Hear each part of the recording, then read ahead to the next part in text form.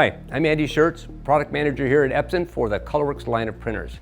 For chemical and industries with GHS labeling requirements, the ability to generate compliant and durable labels complete with all required color elements is paramount. When using thermal transfer technology to print GHS labels, two-step printing process must be used to incorporate the required color elements. As a result, large quantities and variations of preprint label stock must be ordered and inventoried.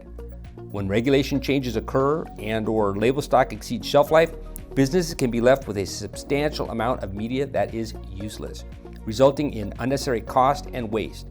As SKU count grows, so does the preprint variations required, thus perpetuating an increasingly inefficient cycle.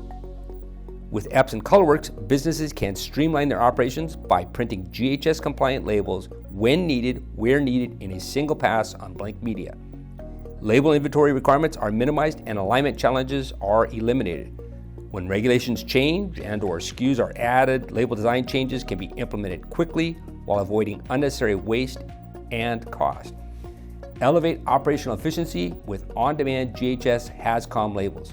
For more information, please visit epson.com/colorworks.